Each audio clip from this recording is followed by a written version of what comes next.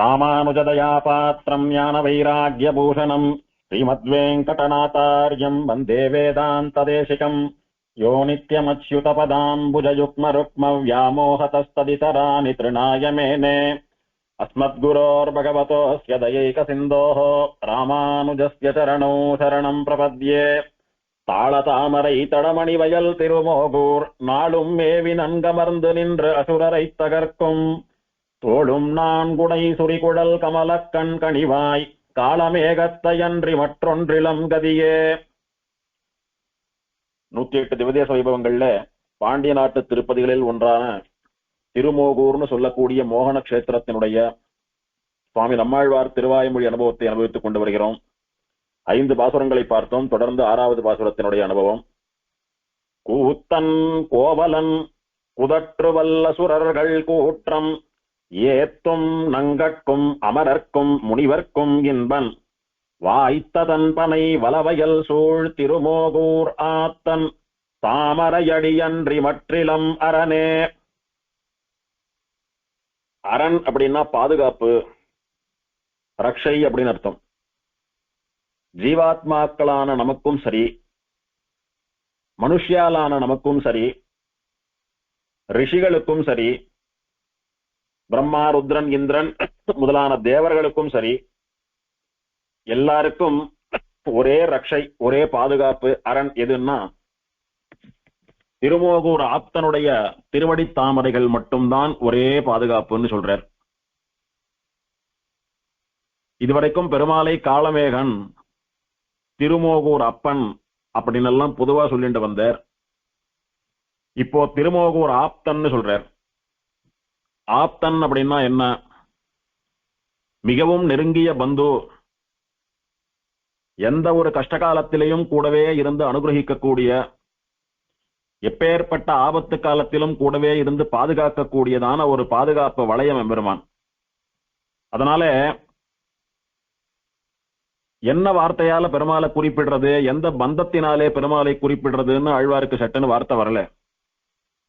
பார்த்தார், தாயார் தந்தையார் அவள்லாம் கூட குறிப்பிட்ட வயசு வரைக்கும் இருப்பா, அதுக்கப்புறம் இருக்க மாட்டா.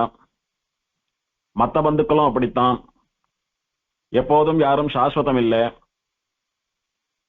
ஆபத்காலத்துல மனசு யார தேடுறது அல்லது யார் ஓடி வந்து நிக்கிறான்னு பார்த்தால், எல்லா உறவுகளை காட்டிலும் உசந்த உறவாக இருக்கக்கூடிய நட்பு அப்படின்னு சொல்லக்கூடியதான உறவு.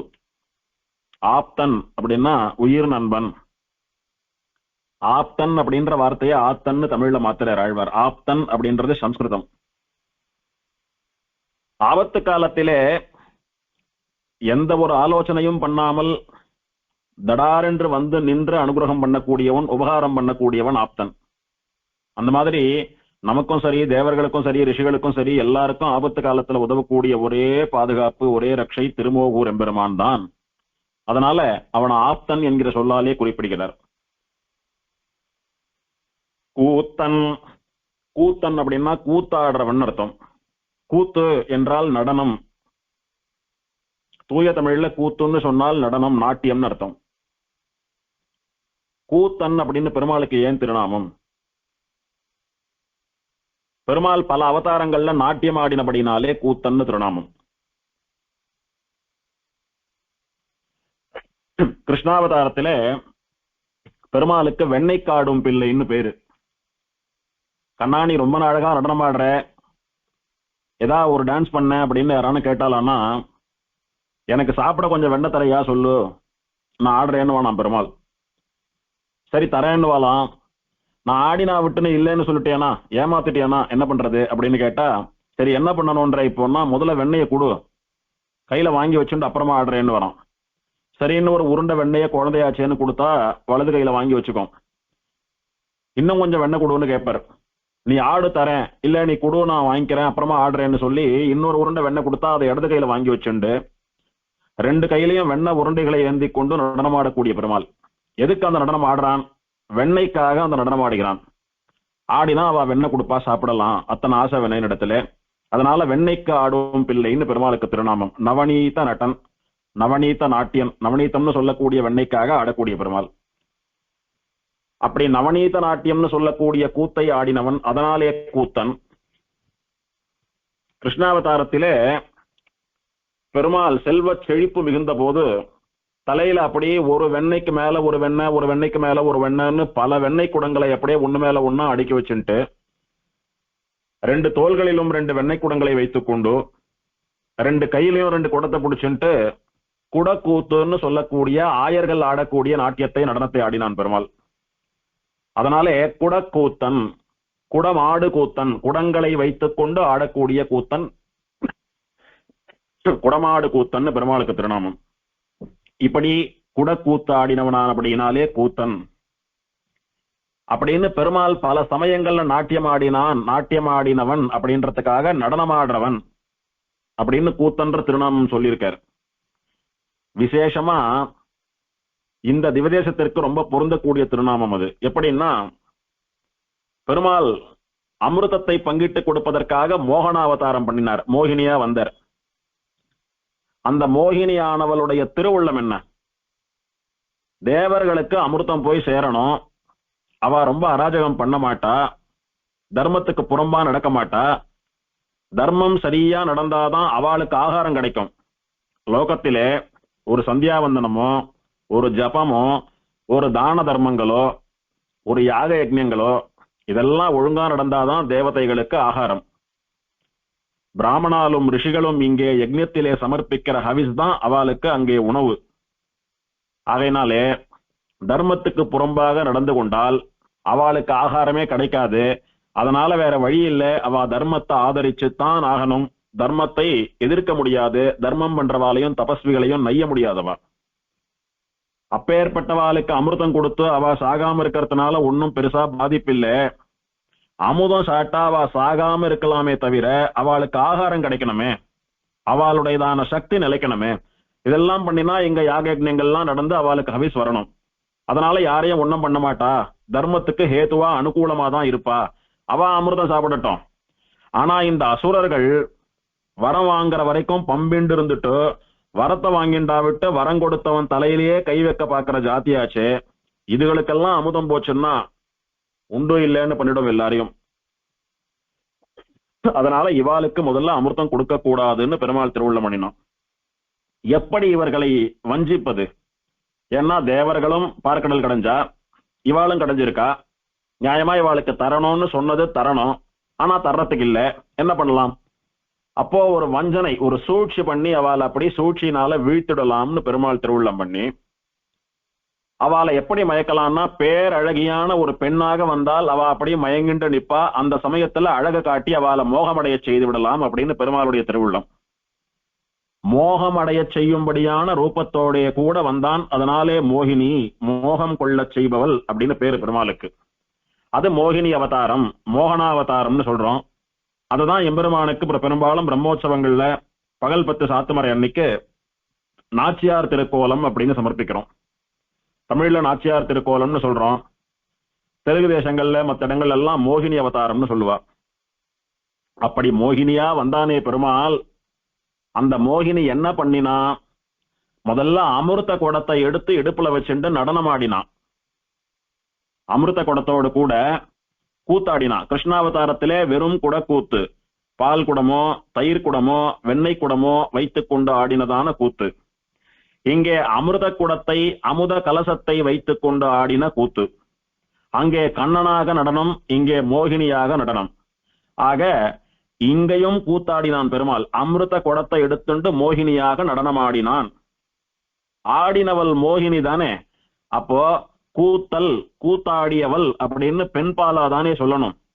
ஆனா கூத்தன் அப்படின்னு ஆண் பாலா சொல்றதுக்கு என்ன காரணம் அப்படின்னால், வந்தவள் சாக்ஷாத் பொண்ணு அல்ல, பொண்ணு ரூபத்திலே வந்திருக்கக்கூடிய எம்பெருமான். வாஸ்தவத்தில் அவன் புருஷோத்தமன், பரம புருஷன் அவன். ஆனா பாக்குறதுக்கு ஸ்திரீயாட்டமா வந்திருக்கான்.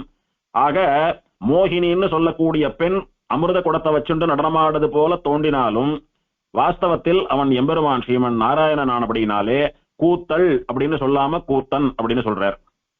இது ஒரு அனுபவம் கூத்தன் அப்படின்ற வார்த்தைக்கு. இன்னொரு விசேஷமான அனுபவம் என்னன்னா, கூத்தன் அப்படின்னா அழகான நடையை உடையவன் அர்த்தம்.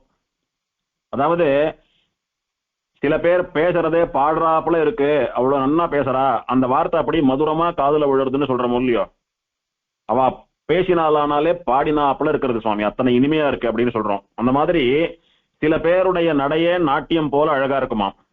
அது யாருடைய நடைன்னா எம்பெருமான் ஸ்ரீமன் நாராயணனுடைய நடை. எங்கே அந்த நடையை பார்க்கலாம்? தண்டகாரண்யத்திலே பெருமாள் ஆச்சரியமா நடந்து போறச்ச எத்தனை ரிஷிகள் அவன் நடை அழகிலே, அவன் திருமேனி அழகிலே, அவன் தோல் அழகிலே, அவன் திருவடி அழகிலே, அவன் மார்பழகிலே, அவன் முடி அழகிலே, அவன் கண்ணழகிலே மயங்கி தாங்கள் ஸ்திரீகளாக மாறி ஸ்திரீகளாக பிறந்து அவனை அனுபவிக்க வேண்டும் என்று ஆசைப்பட்டார்கள். அவள்லாம் பின்னால கிருஷ்ணாவதாரத்துல கோபியர்களாக பிறந்து கண்ணனை அனுபவித்தார்களே. அப்பேற்பட்ட நடையழகன் தண்டகாரண்யத்திலே பெருமாள் நடந்து போறான், பின்னாலே பிராட்டி, அவளுக்கும் பின்னாலே இளைய பெருமாள். இவா நடந்து போறச்ச அகாரவாசியன் அ என்கிற எழுத்தாலே சொல்லப்படுகிற பெருமாள் பிரம்மம் முன்னாடி போறது, உகார வார்த்தையினாலே சொல்லப்படுகிற பிராட்டி தாயாரானவள் பின்னால போறா, மகார வாசகனான ஜீவன் லக்ஷ்மணன் பின்னால போறான். இது பாக்குறதுக்கு அகார உகார மகாரங்களினுடைய சேர்த்தியா பிரணவமே நடந்து போறது போல இருந்ததுன்னு சொல்றா. அந்த நடையழகுல இத்தனை ரிஷிகள் தாங்க பெண்களா மாறி பெருமாள் அனுபவிக்கணும்னு ஆசைப்படுற அளவுக்கு என்ன இருக்கு அப்படின்னா, அந்த நடையே ஒரு அபிநயம் போலே ஒரு நாட்டியம் போல இருந்ததாம். அப்படி நடப்பதே கூத்தாடுவது போன்ற அழகை உடையவனாக கிருஷ்ணாவதாரத்திலே பெருமாள் நடந்தானே, அப்போதும் பெருமாளுடையதான நடை நாட்டியம் போலே இருக்கிறது. இந்த மோகினி முதல்ல அமிர்த குடத்தை வைத்துக் கொண்டு நடனம் ஆடினாள். ஆடிட்டு தேவர்கள் ஒரு பக்கம் அசுரர்கள் ஒரு பக்கம் உட்காருங்கோ அப்படின்னு சொல்லிட்டு தன்னுடைய அழகான நடையாலே அன்ன நடை இட்டு கொண்டு வந்து ஆச்சரியமா அப்படி இடுப்ப வளைச்சு நெளிச்சு வந்து தன்னுடைய திருமேனி அழகை காட்டி மற்றவர்களை வசீகரிப்பது போல மெல்லிய நடை நடந்து வந்து பைய நடந்து வந்து அந்த அமிர்தத்தை பங்கிட்டு கொடுத்தாள். அந்த நடை எப்படி இருந்ததுன்னா ஒரு நாட்டியம் போலே ஒரு நர்த்தனம் போலே இருந்தது. ஆகையினாலே கூத்தன். இவன் மோகினியாக நடந்து வந்த போது ஏதோ ஒரு பெரிய நாட்டியத்தை பார்க்கறாப்புலவே இருந்துதான். அப்படி அழகான நடையை உடையவன் அப்படின்னு ரெண்டு விதமான அனுபவங்கள் இந்த பதத்துக்கு. கூத்தன் அவன் யார் தெரியுமா? கோவலன். கோவலன்னா என்ன? கோபாலன். பசுக்களின் பின்னே போய் அவற்றை ரட்சித்தருளுமவன் கோபாலன். கோன்னு சொல்லக்கூடிய பசுவை பசு கூட்டங்களை ரட்சிக்கக்கூடிய பெருமான். அதனால கோவிந்தன் கோபாலன் என்றெல்லாம் அவனுக்கு திருநாமம். கோவிந்த சப்தத்துக்கு என்ன அர்த்தம்? காம் விந்ததி இது கோவிந்தா. பசுக்களை பாலனம் பண்ணுகிறவனானபடியினாலே கோவிந்தன் திருநாமம் அவனுக்கு. அதே அர்த்தம் தான் கோபாலன் சொல்லக்கூடியதான திருநாமத்திற்கும். கோ பாலகா. கோன்னு சொல்லக்கூடியதான பசு கூட்டங்களை பாலனம் பண்ணக்கூடியவன், ரட்சிப்பவன், பாதுகாப்பவன். இங்க எதுக்கு இப்ப கோபாலனை பத்தி கோவலனை பத்தி பிரஸ்தாவம் வரணும்? ஏன் அவன் பேர் ஆழ்வார் சொல்றார் அப்படின்னா, கோபாலன் அப்படின்னா என்ன அர்த்தம்? பசுக்களை ரட்சிப்பவன் அப்படின்னா பசுக்களுக்கு பாதுகாப்பா இருக்கிறவன். அதே தானே இங்கே சொல்றார். திருமோகூராத்தன் தாமரை அடியன்றி மற்றிலம் அரணே. திருமோகூர் பெருமாளை தவிர நமக்கு வேற பாதுகாப்பு கிடையாதுன்னு சொல்றார். கோபாலன் அப்படின்னா பசுக்களுக்கு பாதுகாப்பானவன். அதே பெருமாள் நமக்கு பாதுகாப்பா திருமோகூர்ல எழுதிருக்கான்னு சொன்னதுனால நம்முடைய பாதுகாப்பு, நம்முடைய ரட்சணத்தை பத்தி பேசுறச்ச பசுக்களை ரட்சித்த விருத்தாந்தம் ஞாபகத்துக்கு வரவே நம்மாழ்வாருடைய கிருஷ்ணானுபவம் இங்கே கோவலன் அப்படின்னு கண்ணனை நினைச்சு நிறுத்து. கோவலன் பசுக்களின் பின்னே சென்று அவற்றை ரட்சிக்கும் அவன். அதே மாதிரி நம்ம பின்னாலேயே வந்து நம்மளே ரட்சிக்கட்டும். அர்ச்சிராதி கதியில போறச்ச நமக்கு முன்னால போய் நம்மளை ரட்சிக்கட்டும். வாழ்நாள் முழுக்க நம்ம பின்னாலேயே வந்து நம்மளை ரட்சிக்கட்டும். பசு கூட்டங்களை ரட்சிச்சா மாதிரி சரீரத்தை விட்டு வைகுண்டம் போறச்ச நமக்கு முன்னால போய் வழிகாட்டு போய் நம்மளை ரட்சிக்கட்டும். கூத்தன் கோவலன் வாய்த்த தன் பனை வலம்பயல் சூழ் திருமோகூராத்தன். குளிர்ந்த நீர்நிலங்களாலே செழித்த வயல்களாலே சூழப்பட்டதான அழகிய திருமோகூர்னு சொல்லக்கூடியதான திவ்ய தேசத்திலே எழுந்தருளி இருக்கக்கூடிய ஆப்தன். வாய்த்த தன் பனை வலம்பயல். திருமோகூர் இருக்கிறதே ஆச்சரியமான வயல்வெளிகள் வாய்க்கப்பெற்ற விளங்கப்பெற்றதான திவ்யதேசம். எப்பேற்பட்ட வயல்வெளின்னா தன் பனை அப்படின்னா மிகவும் குளிர்ச்சியோடு கூட இருக்கக்கூடிய நிலங்கள். இந்த வயல்ல போய் லேசா காலை வச்சோமானா அப்படி ஐஸ்ல கால் வைக்கிறாப்பல அத்தனை குளிர்ச்சியா இருக்கு. அப்பேற்பட்ட குளிர்ச்சி எப்படி வந்ததுன்னு சொன்னா அத்தனை ஜல சமிருத்தி இருக்கிறபடினாலே வந்தது. அந்த வற்றாத ஜல சமிருத்தியோடு கூட பயிர்கள் செழித்து வளரக்கூடியதான திருமோகூரிலே நமக்கு ஆப்தனா உற்ற நண்பனாக இருக்கக்கூடிய எம்பெருமான் யாரு? கூத்தனாகவும் கோவலனாகவும் இருக்கக்கூடிய திருமோகூர் காளமேக பெருமாள். இந்த கூத்தன்னு சொல்லக்கூடியதான வார்த்தைக்கு நம்பிள்ளை தன்னுடைய வியாக்கியானத்துல ஆச்சரியமா ஒரு நிர்வாகம் சொல்றார். ஈட்ல நடக்க புக்கால் வல்லார் ஆடினா போலே இருக்கை. இவன் நடக்கணும்னு தான் நடக்கிறான். ஏதோ அழகா அபிநயம் பண்ணி டான்ஸ் ஆடுறாப்புல நடந்து 4 பேரை கவரணும்னு எல்லாம் வேணும்னு பண்ணல. சாதாரணமா நடக்கணும்னு காலடி எடுத்து வைக்கிறான். அவன் நடக்கிறத பார்த்தா ஆடினாப்புலயே இருக்கான். நடக்க புக்கால் வல்லார் ஆடினா போலே இருக்கை. சாதாரணமா ஆடுறவன் இல்ல, வல்லார். நாட்டியம் ஆடுறதுல பேர் போனவன், பட்டம் வாங்கினவன்லாம் இருக்கானே, விருதம் வாங்கினவன்லாம், அவன் ஆடினா எப்படி இருக்குமோ அந்த மாதிரி இவனுடைய நடை இருக்கிறது.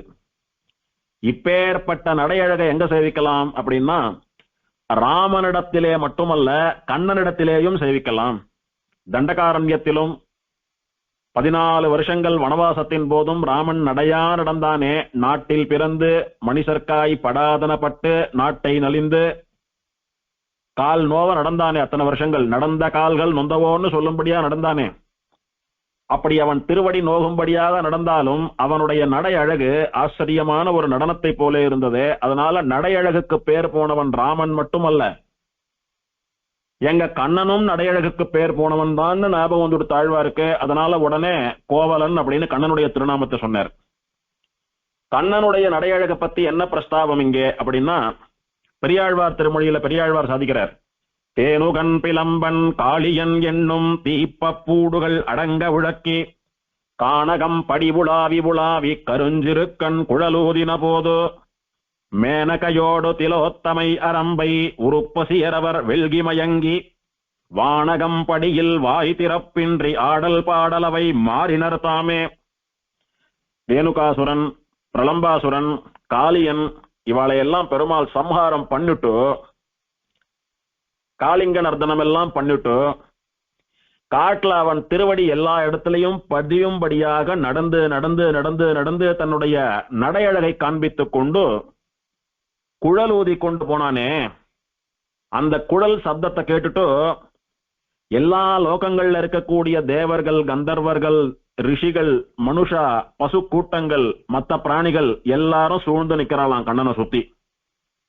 அவாவாளுடைய ஸ்தானம் பசுக்கள், மிருகங்கள், மனுஷா எல்லாம் தரையில நிக்கிறா. தேவதைகள், தேவர்கள், ரிஷிகள்லாம் ஆகாசத்துல சூழ்ந்து நிக்கிறா. இப்படி எல்லாரும் சூழ்ந்து நிக்கிறாளாம். எதுக்கு எல்லாரும் ஒரே சமயத்துல இத்தனை பேரும் சேர்ந்து வந்திருக்கான்னு பார்த்தா கண்ணனுடைய குழல் ஓசை அப்படியே அவளுடைய ஹிருதயத்தை அப்படி உருகச் செய்து அந்த குழல் எங்கே இருந்து வருதுன்னு தேடி வர வச்சுதான். அவ்வளவு ஆச்சரியமா குழல் வாசின்றிருக்கானாம் பெருமாள். புல்லாங்குழலை தன்னுடைய திருவாயிலே வைத்து வாசித்துக் கொண்டிருக்கிறான். அப்படியே எல்லாருடைய ஹிருதயங்களையும் உருக்கி கொண்டிருக்கிறான் பெருமாள். இவன் வாசிக்கிறத கேட்டா எல்லாருடைய ஹிருதயமும் மெல்ட் ஆறுது அப்படி. இது ஒரு பக்கம். தேவர்கள்ல, கந்தர்வர்கள்ல விசேஷமான இசைக்கருவிகளை மீட்டக்கூடிய சில பேர் உண்டு. நாரதர் மகத்தின்னு சொல்லக்கூடிய வீணையை மீட்டர், தும்புரு ஒரு வீணை வச்சுருக்கான் அவன் மீட்டுறான் அப்படின்னு சொல்லி விசேஷமான வாத்தியங்கள்லாம் சொல்றோமே. அந்த வாத்தியங்கள்ல இருந்து வரக்கூடிய தேவகானங்கள், தேவ இசைகள் இது எல்லாத்தையும் விட மதுரமா பெருமாளுடைய புல்லாங்குழல் சப்தம் இருந்தபடியினாலே இத்தனை ஆச்சரியமா தேவர்களுடைய ஆயுதங்களை காட்டிலும் விசேஷமான ஒரு சப்தத்தை தரக்கூடியதான நாதம் எங்கே இருந்து வருதுன்னு பாக்குறதுக்காக அவள்லாம் சேர்ந்து கண்ணன் பின்னால வந்து நிக்கிறா. வந்து என்ன பண்றான், என்னத்தை வாசிக்கிறான்னு பார்த்தா சாதாரண புல்லாங்குழல போதின்னு இருக்கான் வாயில வச்சுட்டு பெருமாள். கருஞ்சிருக்கண் குழலூதின போது பெரிய துந்துபி, காகலம் முதலான தேவவாத்தியங்கள்லாம் வாசிடல, கேவலம் மூங்கிலே துளையிட்டு பண்ணக்கூடியதான புல்லாங்குழலை வாசித்துக் கொண்டிருக்கிறான். அதோடு கூட தேவலோகத்திலே நடனமாடி கொண்டிருந்த மேனகா, திலோத்தமா, ரம்பா, ஊர்வசி இவெல்லாம் வந்து இங்க வந்து நின்று பார்த்தாலாம் ஒரு நிமிஷம். பார்த்துட்டு கண்ணன் ஆச்சரியமா அந்த பிருந்தாவனத்துல நடக்கிறத பார்த்து அப்படி வெக்கப்பட்டு போயிட்டாலாம் அவ. என்ன, ஒரு ஆண்மகன் பெருமாள் ஒரு குழந்தை இவ்வளவு ஆச்சரியமா நடக்கிறதே நடனமாடுறாப்புல இருக்கு, நாம வெக்கமில்லாம நடனம்னு ஒண்ணு ஆடிட்டு இருக்கோமே, எங்க போய் சொல்றது எங்களுடைய கொடுமையை? நாங்க பெருசா நாட்டிய சாஸ்திரம் எல்லாம் கத்துண்டு பரதம் எல்லாம் கத்துண்டு தேவலோக நடனத்தை எல்லாம் பயின்று ஆச்சரியமா நடனமாடி மத்தவால மயக்கிறதா நினைச்சுட்டு இருக்கோம். கேவலம் நடக்கிற நடையிலேயே அதை விட நடனம் எல்லாம் ஆடிட்டு போயிடுறானே இவன். ரம்பா, மேனகா, நீங்க எல்லாம் என்ன பெருசா நடனம் ஆடிட்டீங்க, என் நடைக்கு சமானமாகமா உங்களுடைய நடனம் அப்படின்னு சொல்லும்படியா ஆச்சரியமா நடந்து போறானே அப்படின்னு சொல்லி மேனகையோடு திலோத்தமை அரம்பை உருப்பசியர் அவர். அப்படின்னா மேனகா, திலோத்தமா, ரம்பா, ஊர்வசி முதலான அத்தனை தேவலோகத்து பெண்களான அப்சர ஸ்திரீகளும் வெள்கி வெக்கப்பட்டு மயங்கி, என்ன இந்த மாதிரி நடக்கிறானே நடையழகன், இவன் பின்னால போறத விட்டுட்டோ இவனை ரசிக்கிறத விட்டுட்டோ எங்கேயோ இந்திரன் முதலான தேவர்களுக்கெல்லாம் அடிமை செய்து கொண்டிருந்தோமேன்னு சொல்லி இவனுடைய நடையழகிலே மயங்கி. யார் மயங்கரா நடையழகிலே? தத்து வித்துன்னு நடக்க தெரியாதவன் மயங்கினா ஆச்சரியம் இல்லை. நாட்டிய கலையிலே பெயர் பெற்றவர்களான, நாட்டியம் ஆடி ஆடிய பல பேருடைய தபஸை கலைத்தவர்களான ரம்பா, ஊர்வசி, மேனகா முதலானவர்கள் எல்லாம் இவனுடைய நடையழகிலே மயங்குகிறார்கள் என்னால் என்ன ஆச்சரியமா நடக்கக்கூடியவன் பெருமாள். அது நடையாது, இல்ல ஆச்சரியமான நாட்டியம் நடனம் அப்படின்னு சொல்லி ஆடுறோமா பாடுறோமான்னு அவளுடைய காரியங்களை எல்லாம் மறந்துட்டு ஆடுறவா பாட ஆரம்பிச்சுட்டா, பாடுறவா ஆட ஆரம்பிச்சுட்டா, என்ன பண்றோம்னு அவளுக்கே புரியல. அத்தனை குழம்பி போய் நின்னாலாம். அத்தனை ஆச்சரியமான நடையழகாம் கண்ணனுடையது. அதனால நடையழகுன்னு சொன்னால் கண்ணனையும் சேர்த்துக்கணுன்றதுனால கோவலன் கூத்தன். நடையழகுன்ற வார்த்தை எங்கேருந்து வந்தது? கூத்தன் அப்படின்னா நடனமாடுவது போல நடக்கக்கூடியவன். அது ராமன் மட்டுமல்ல, கண்ணன் சொல்லி இந்த விற்த்தாந்தங்களை எல்லாம் சொல்லிட்டு வர்றார் வியாக்கியானத்துல. அது மட்டுமா? குதற்றுவல் அசுரர்கள் கூற்றம் அப்படின்னா பீடையை உண்டு பண்ணக்கூடிய கொடிய துஷ்டர்களான அசுரர்களுக்கு கூற்றம் மிருத்யு யமனாக இருக்கக்கூடியவன். அசுராலுக்கு பெருமாள் பேரை கேட்டாலே கொலை நடுங்கும், அப்படி ஒரு பயம். என்ன அப்படி அசுராளுக்கு இவனை பார்த்தா பயம் அப்படின்னா, இவன் ரக்ஷண வியாபாரத்தை உடையவன். பெருமாளுக்கு காக்கும் கடவுள்னு பேரு. அப்பேற்பட்டவன் எல்லோரையும் ரட்சித்துக் கொண்டிருக்கிறான். அவளுடைய கர்மாப்படி வாழ்ந்துட்டு இருக்கா. யாருக்கும் எந்த சிரமமும் இல்லாமல் லோகம் சிருஷ்டி அப்படியே போயிட்டு இருக்கு. அந்த சமயத்துல இந்த அசுரா எல்லாம் துஷ்டாலா இருக்கிறபடியினால கோரங்காட்டமா வந்து ஒழுங்கா போயின்னு இருக்கிறவால கெடுக்கிற மாதிரி ஏதான ஒரு பீட காரியத்தை பண்ணிட்டு போயிடுறதாம்.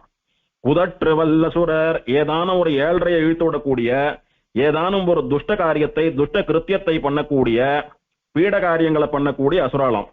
அவளுக்கெல்லாம் கூற்றம் யமனாக இருக்கக்கூடியவன் பெருமாள். நிருசிம்மன் சொல்றச்ச மிருத்யு மிருத்யும் நமாமியகம் அல்லது மிருத்யோர் மிருத்யும் நமாமியகம்னு சொல்றோமோ. யமனுக்கு யமனாக இருக்கக்கூடியவன் அப்படின்னா இவனை சரணாகதி பண்ணினவால யமன் தீண்டாதபடிக்கு அவனை அடித்து விரட்டக்கூடியவன்.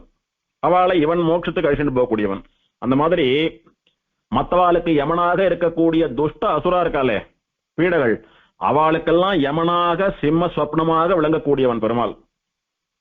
எல்லா அவதாரங்களையும் பார்க்கலாம். நல்லவாளை ரட்சிக்கிறதுக்காக துஷ்டாலை எல்லாம் சம்ஹாரம் பண்ணினானே, அந்த துஷ்டாலாம் யாருன்னா வல் அசுரர், வன்மையே வடிவெடுத்தவர்கள். இங்க குதற்றவல் அசுரர் அப்படின்னா அவளுடைய ஜாதி அசுர ஜாதி. அசுர ஜாத்தின்னு சொன்னா என்ன? ஆசுர ஸ்வபாவம் உடையவர்கள். ஆசுர ஸ்வபாவம் அப்படின்னா தேவர்கள் போல மென்மையான ஸ்வபாவம் இல்லாமல் அதுக்கு நேர் எதிர்மாறாக இருக்கக்கூடிய ஸ்வபாவம்னு அர்த்தம். சுரர்கள் அப்படின்னு தேவர்களுக்கு பேரு.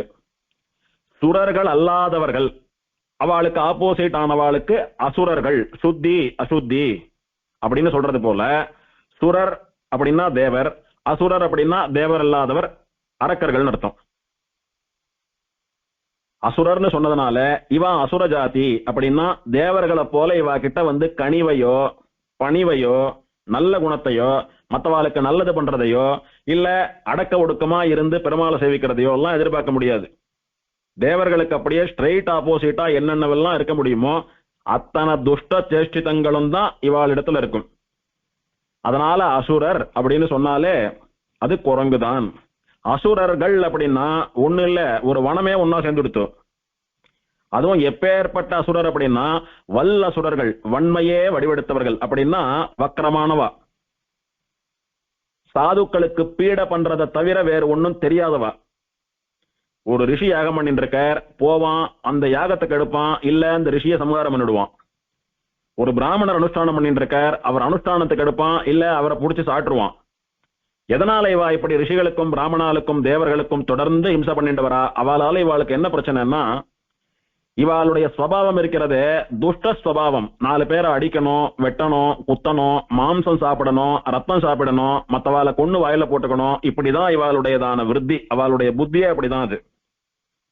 ஆனா பிராமணா தேவர்கள் ரிஷிகள் இவாள்லாம் என்ன பண்றா?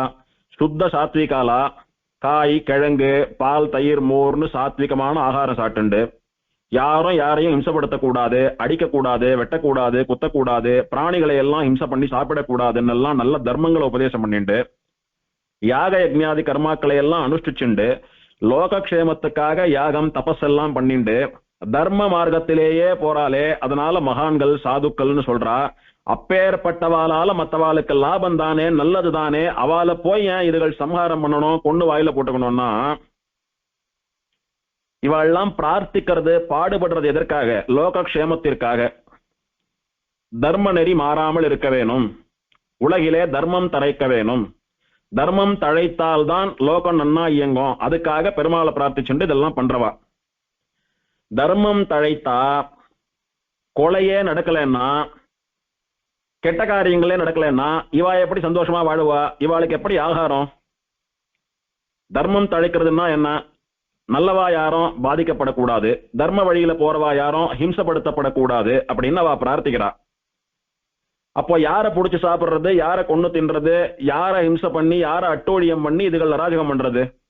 அதனால இந்த லோகம் இயங்குறதுன்னா அது தர்ம நெறியை லோகத்திலே பரப்பக்கூடிய ரிஷிகளாலதான் லோகம் இயங்குறது. இந்த பிராமணா விடாத வேதம் சொல்லிட்டு இருக்காளே, இவாளாலதான் லோகம் இயங்குறது.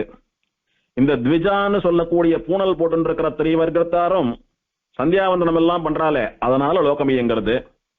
இப்படி இந்த உலகத்தை நல்ல ரீதியில இவா இயக்கிண்டு போனா நமக்கு எப்படி பொழப்பு? நம்ம வண்டி எப்படி ஓடும்? நமக்கு எப்படி ஆகாரம் கிடைக்கும்? நாம எப்படி சந்தோஷப்படுறது? இவாளுடைய சந்தோஷம்னு சொல்றது மத்தவாளை அழிக்கிறது. இவன் நல்ல ரீதியிலே இருந்துட்டு போனா லோகம் எல்லாம் சுபிக்ஷமா இருக்கு, லோகம் அழியாம இருக்குன்னா யார் காரணம்? பிராமணன் காரணம், ரிஷி காரணம், தேவன் காரணம். அதனால முதல் எதிரிகள் அவாதான் நமக்கு. அவளை உண்டு இல்லைன்னு பண்ணிட்டோமானா தர்ம காரியங்கள்லாம் நடக்காது. இங்கே இவா யாகங்களும் யஜ்ஞங்களும் சந்தியாவந்தனமும் பண்ணதானே அங்க தேவர்களுக்கு ஆகாரம், அவ நிம்மதியா இருந்துட்டு இருக்கா. இத பண்றவாளையெல்லாம் கொன்னுட்டோமானா இங்க தர்ம காரியங்களே நடக்கலன்னா எத்தனை செல்வம் இருந்தும் தேவர்களுக்கு ஆகாரம் கிடைக்காது, சக்தி இழந்து போயிடுவா. அப்போ சுலபமா தேவர்களை நாம சம்ஹாரம் பண்ணி அவளை கைப்பற்றி ஸ்வர்க்கத்தை நாம போய் கைப்பற்றிடலாம், சொர்க்கத்திலும் நம் கொடியை நாட்டலாம்னு கேவலமான வஞ்ச எண்ணம் அவளுக்கு. அதனால வல்லசுரர், நல்லவர்களுக்கு பீடை செய்வது தவிர வேறு தொழில் தெரியாதவர்கள். தூங்கி எழுந்த உடனே யாரை வெட்டலாம், யாரை குத்தலாம், யாரை சாப்பிடலாம், ராத்திரி படுத்துக்கிறச்ச யாரை ஷாட்டு படுத்துக்கலாம், எத்தனை பேரை சம்ஹாரம் பண்ணலாம், இதேதான் தொழில் அதுகளுக்கு. அப்பேற்பட்டவர்கள், அதுவும் எப்பேற்பட்ட வல்லசுரர் தெரியுமா? குதற்று வல்லசுரர்கள். மனுஷால சம்ஹாரம் பண்றதுன்னா அப்படியே ஒரு லட்டு எடுத்து வாயில போட்டுக்கிறாப்புல சாதாரணமா ஸ்மூத்தாலாம் போட்டுக்காது. இந்த கொதறி வைக்கிறதுன்னுவா தெரியுமா? அதுதான் குதற்றுதல். அப்படின்னா குரங்கு கிட்ட ஒரு பண்டத்தை கொடுத்தா ஒழுங்கா சாப்பிடாது, அது சாப்பிடுறத விட அது கொதறி நாஸ்தி பண்றதுதான் ஜாஸ்தியா இருக்கும். எலி அந்த மாதிரி தான் பண்ணும். அந்த மாதிரி அவளை சம்ஹாரம் பண்றது அவளுக்கு பிராண வலி இல்லாம போகாது. அவ எத்தனை வலியை அனுபவிக்க முடியுமோ அத்தனை வலியை அனுபவிச்சுண்டு கதறி கதறி சாகும்படியாக குதறி வைக்கக்கூடிய குரங்குகள் குதற்றுவல் அசுரர்கள். அத்தனை மோசமானவா. அவளுக்கு யமனாக இருக்கக்கூடியவன் இந்த காலமேக பெருமாள். குதற்றுவல் அசுரர் கூற்றம், குதற்றுவல் அசுரர்கள் கூற்றம். ஒரு ராவணன் அல்ல, ஒரு கும்பகர்ணன் அல்ல, ஒரு ஹிரண்யன் அல்ல, ஒரு ஹிரண்யகசிபு அல்ல. எத்தனை குதற்றுவல் அசுரர்கள் உண்டோ அத்தனை பேருக்கும் ஒரே யமனாக ஒரே கூற்றமாக இருக்கக்கூடியவன் இந்த காலமேகன். குதற்று வல்லசுரர்கள் கூற்றம். என்னென்ன சொல்லிட்டு வந்தார் முதல்ல இருந்து? கூத்தன் அழகான நடையை உடையவன், கோவலன் கோபாலனாக வந்து குடக்கூத்தாடினவன், வாய்த்த தன்பனை வலம் வயல் சூழ் திருமோகூராத்தன். எதுக்கு இப்ப கூத்தனையும் கோபாலனும் நினைச்சுக்கிறீர் அப்படின்னா, அந்த கூத்தனும் கோபாலனும் ஆன ஸ்ரீமன் நாராயணன் தான் ஆச்சரியமா திருமோகூர்ல வந்து நின்றுருக்கான். சரி, அவனுக்கும் உமக்கும் என்ன சம்பந்தம் அப்படின்னா, என்னுடைய ஆப்தனவன். தேவர்கள் ரிஷிகள் பிராமணாலாம் குதற்றுவல் அசுரர்கள் எங்களை போட்டு கொடுமைப்படுத்துறா, அவளிடத்துல இருந்து எங்களை ரட்சின்னு சொல்லி அவன் காலை பிடிச்ச போது உடனே வந்து ரட்சித்தானே அவளை சம்ஹாரம் பண்ணி. அந்த மாதிரி இந்திரியங்கள், கர்மா, சம்சாரம், இந்த அசுரால் எல்லாம், இந்த குதற்று வல் அசுரர்கள் எல்லாம் ஜீவாத்மாக்களான நம்மளை நலியும் போது, அப்பா காலமேகா ஆப்தா உன் திருவடிகள்ல சரணாகதி பண்றேன், நீ காப்பாத்துடா அப்படின்னு ஒரு வார்த்தை சொன்னா ஓடி வந்து ரட்சிக்கக்கூடிய எம்பெருமான் திருமோகூராத்தன். தாமரை அடியன்றி, அவனுடைய திருமடி தாமரைகளை தவிர, தாமரை போன்று அழகாக மிருதுவாக வாசம் மிக்கதாக இருக்கக்கூடிய அவனுடைய 2 திருவடிகளை தவிர, ஏத்தும் நங்கட்கும் அமரர்கட்கும் முனிவர்க்கும் இன்பன். எந்த எம்பெருமானுடைய திருவடி தாமரைகள்? ஏத்தும், அவனை ஸ்தோத்திரம் பண்ணக்கூடிய, நங்கட்கு நமக்கு, அமரர்க்கும் தேவர்களுக்கு, முனிவர்க்கும் ரிஷிகளுக்கும் இன்பன் ஆனந்தம் தரக்கூடியவன். நமக்கு தேவர்களுக்கு ரிஷிகளுக்கெல்லாம் எம்பெருமானாலே தான் ஆனந்தம். எப்படி ஆனந்தம் தரான் அப்படின்னா, நம்முடைய துக்கத்தை இல்லாத பண்ணி ஆனந்தம் கொடுக்கறான். அசுரர்களை சம்ஹாரம் பண்ணினா அதனால ரிஷிகளுக்கும் தேவர்களுக்கும் இன்பம். அதனால அசுரர்களுக்கு யமனா இருந்து அவளுக்கு ஆனந்தத்தை கொடுக்கிறான். நமக்கு நம்முடைய கர்மாவை, சம்சாரத்தை, நம்முடைய கஷ்டங்களை எல்லாம் அழித்து ஆனந்தத்தை கொடுக்கிறான். யாருக்கு அதெல்லாம் பண்றான் பெருமாள்?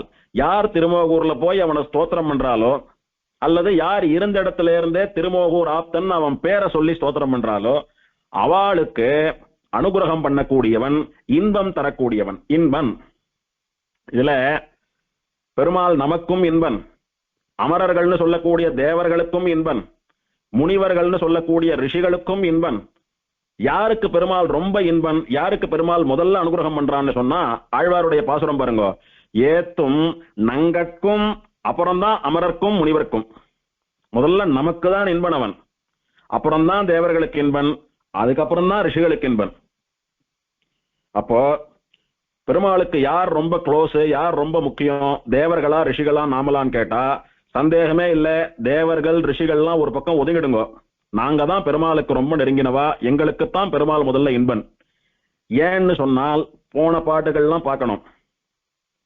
ரிஷிகள் அவளுக்கு வர வேணும்ன்றதுக்காக பெருமாள் காலை பிடிக்கிறவா, ஸ்தோத்திரம் பண்றவா. தேவர்கள் தங்க உடம்ப காப்பாத்திக்கணும்ன்றதுக்காக பெருமாளை ஸ்தோத்திரம் பண்ணி அவன் காலை பிடிக்கிறவா. நாமும் சரணாகதாலா பெருமாள் மேல உண்மையான பக்தியோடு கூட அவன் திருவடியை தவிர வேறு ஒன்னும் வானான்னு சொல்லி பெருமாளையே பலனாக வேண்டி அவன் காலை பிடிச்சி ஸ்தோத்திரம் பண்றவா. இப்படி எதையுமே கேட்காமல் பெருமாளையே ஆசைப்படக்கூடிய நமக்கு பெருமாள் மிகவும் சந்நிகிதனா, நெருங்கினவனா இருந்து அனுகிரகம் பண்றான். அதனால முதல்ல நமக்குத்தான் பெருமாள் ஆனந்தத்தை பண்ணுவான் அப்படின்னு ஆழ்வாருடைய திருவுள்ளம். இங்கே நங்கட்கு அப்படின்னா நமக்குன்னு ஆழ்வார் தன்னோட நம்மளையும் சேர்த்து சொல்லிக்கிறாருன்னு ஒரு அர்த்தம். இன்னொரு அர்த்தம் தன்னை மாத்திரம் சொல்லிக்கிறாருன்னு ஒரு அர்த்தம். அதாவது நாம எப்படி பேசுவோம், பரிபாஷை எல்லாம் பேசுறச்ச, எங்க ஆத்துல இதுதான் வழக்கம், எங்க ஆத்துக்கு போறேன் நான் சொல்லுவோம். நம்ம ஆத்து வழக்கம், நம்ம ஆத்துல இப்படிதான் வழக்கம், நம்ம ஆத்துல தலிகை, நம்ம ஆத்துல உற்சவம், நம்ம ஆத்துல விசேஷம் அப்படின்னு நம்மன்னு சொல்றது வழக்கம். அந்த மாதிரி நங்கட்கும் அப்படின்னா எனக்கும் அப்படின்றது ஆழ்வார் நமக்கும்னு சொல்லி பரிபாஷிகமா சொல்றார். அப்படி சொன்னாலும் கூட அந்த நம்ம ஆழ்வாருடைய திருவடிகளிலே சரணாகதி பண்ணின நமக்கெல்லாம் ஆழ்வாரோடு தான் சேர்த்தி, ஆழ்வார் தன்னை சொல்லிண்டா ஆழ்வார் திருவடிகள்ல நாமளும் சேர்ந்து விடுறோம். எப்படி இருந்தாலும் ஆழ்வார்ல இருந்து இன்னைக்கு நாம வரைக்கும் இருக்கக்கூடிய அத்தனை அடியவர்களுக்குத்தான் முதல்ல பெருமாள், நமக்குத்தான் முதல்ல இன்பனவன். ஏத்தும் நங்கட்கும் அமரர்க்கும் முனிவர்க்கும் இன்பன். இப்படி கூத்தனா, கோவலனா, புதற்றுவல் அசுரர்களுடைய யமனா, திருமோகூரிலே வசிப்பவனா, நமக்கும் முனிவர்களுக்கும் ரிஷிகளுக்கும் தேவர்களுக்கும் இன்பனாக இருக்கக்கூடியவன், இந்த திருமோகூர் ஆப்தன். அவனை தவிர நமக்கு வேறு என்ன உறவு இருக்க முடியும்? பரம பந்து, நாம எப்பவும் நன்னா இருக்கணும்னு சொல்லக்கூடியதான நினைக்கக்கூடியதான ஒரு உறவு பெருமாளை தவிர வேறு யார் இருக்க முடியும்? அதனாலே ஆப்தன், அவனுடைய தாமரை அடியன்றி மற்றிலம் அரணே, அவனுடைய திருவடி தாமரைகளை தவிர நமக்கு வேறு பாதுகாப்பு, வேறு ரட்சை கிடையாது.